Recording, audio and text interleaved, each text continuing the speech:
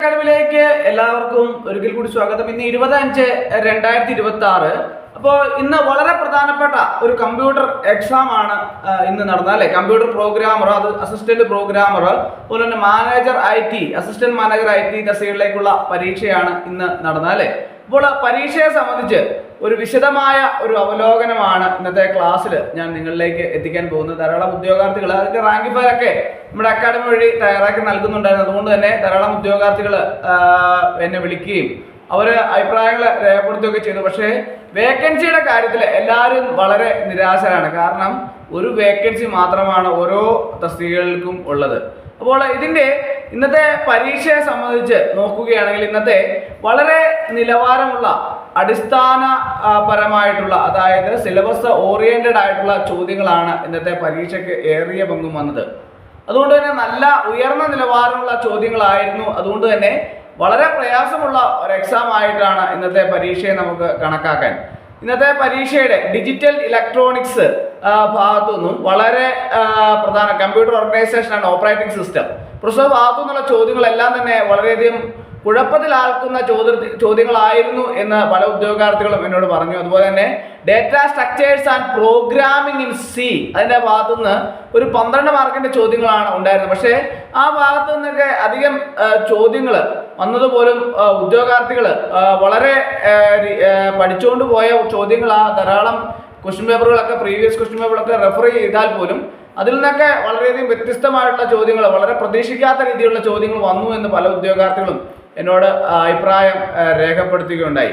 അതുപോലെ തന്നെ data structures in programming C, അതുപോലെ തന്നെ സോഫ്റ്റ്വെയർ എഞ്ചിനീയറിംഗ് വളരെ എളുപ്പമുള്ള ചോദ്യങ്ങളായിരുന്നു. പക്ഷേ കമ്പ്യൂട്ടർ നെറ്റ്വർക്ക്സ് ആൻഡ് പ്രോഗ്രാമിംഗ് ഭാഗത്തു നിന്ന് ചില ചോദ്യങ്ങൾ നമ്മൾ ഉദ്ദേശിക്കുന്ന രീതിയിൽ നിന്ന് വ്യത്യസ്തമായിരുന്നു. അതുപോലെ തന്നെ ഡേറ്റാബേസ് മാനേജ്മെന്റ് സിസ്റ്റത്തിന്റെ ഭാഗത്തു നിന്ന് നല്ല ചോദ്യങ്ങൾ ഉണ്ടാവുമെങ്കിലും അത്ര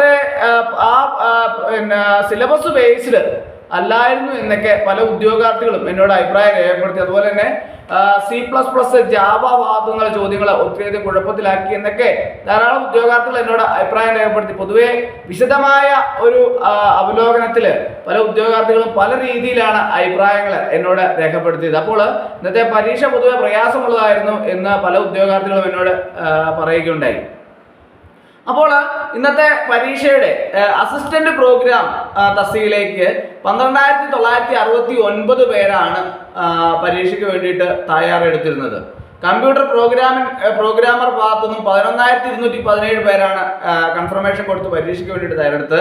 ഒരു മാനേജർ IT അതിന്റെ ഭാഗത്തു നിന്ന് 834 പേരും, അസിസ്റ്റന്റ് മാനേജർ IT ഭാഗത്തു നിന്ന് 8,524 പേരുമാണ് പരീക്ഷ എഴുതാൻ വേണ്ടിയിട്ട് തയ്യാറെടുത്തിരുന്നത്. എന്നാൽ ഇതിന്റെ അസിസ്റ്റന്റ് പ്രോഗ്രാമർ ഇതിന്റെ സ്കെയിൽ ഓഫ് വരുന്നത് 56,500, 1,18,100 അസിസ്റ്റന്റ് മാനേജർ തസ്തികയിലേക്കുള്ള ശമ്പള സ്കെയിൽ വരുന്നത്. അവിടെയും ഒരു വേക്കൻസി മാത്രമാണ് ഉള്ളത് എന്നാണ് ഉദ്യോഗാർത്ഥികളെ നിരാശപ്പെടുത്തുന്നത്. അതുപോലെ തന്നെ കമ്പ്യൂട്ടർ പ്രോഗ്രാമർ അവിടെ 27,800, 59,400 ശമ്പള സ്കെയിൽ വരുന്നത്. അവിടെയും ഒരു വേക്കൻസി മാത്രമേ നിലവിലെ നോട്ടിഫിക്കേഷനിൽ കൊടുത്തപ്പോൾ ഉള്ളൂ. അതുപോലെ തന്നെ മാനേജർ IT അവിടെ ശമ്പള സ്കെയിൽ 63,700, 1,23,700. പക്ഷെ അവിടെയും വേക്കൻസി വരുമ്പോൾ ഒരു വേക്കൻസിയേ ഉള്ളൂ. അതുപോലെ തന്നെ അസിസ്റ്റന്റ് മാനേജർ IT അവിടെ ശമ്പള സ്കെയിൽ 35,700, 75,200. വേക്കൻസി ഒന്ന് മാത്രമേ നിലവിലുള്ളൂ. അപ്പോൾ ഉദ്യോഗാർത്ഥികളെ സംബന്ധിച്ചിടത്തോളം സാറേ വേക്കൻസി കുറവാണ്, നമ്മൾ പരീക്ഷ എഴുതി പക്ഷേ അതിന്റെ റിസൾട്ട് വന്നാൽ നമുക്ക് ജോലി കിട്ടാനുള്ള സാധ്യത ഉണ്ടോ എന്ന് പല ഉദ്യോഗാർത്ഥികളും എന്നോട് വളരെ വിഷമത്തോടു കൂടി ചോദിക്കുന്ന ഒരു സാഹചര്യമുണ്ട്. പക്ഷെ നിങ്ങൾ വിചാരിക്കേണ്ട ഒരു പ്രധാനപ്പെട്ട കാര്യമുണ്ട്.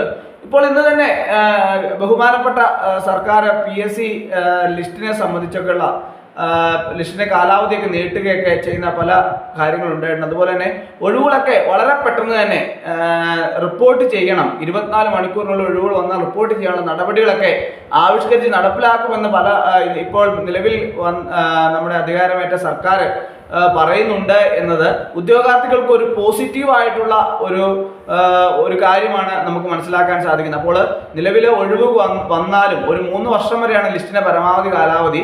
പ്രസ്തുത കാലാവധിക്കുള്ളിൽ ഒഴിവുകൾ വന്നാൽ ആ ഒഴിവുകളെല്ലാം തന്നെ റിപ്പോർട്ട് ചെയ്യുകയും അതിനനുസരിച്ചുള്ള നിയമനങ്ങളൊക്കെ നടക്കുകയൊക്കെ ചെയ്യും എന്ന് നമുക്ക് പ്രതീക്ഷിക്കാം. അപ്പോൾ ഇന്നത്തെ പരീക്ഷയുടെ കട്ട് ഓഫ് മാർക്കിനെ സംബന്ധിച്ച് വിലയിരുത്തുകയാണെന്നുണ്ടെങ്കിൽ ഒരു 45 മാർക്കിനും 50 മാർക്കിനും ഇടയ്ക്കൊക്കെ ഉള്ള കട്ട് ഓഫ് മാർക്ക് വരാനുള്ള സാധ്യതയാണ് ഏറെ ഉള്ളത്.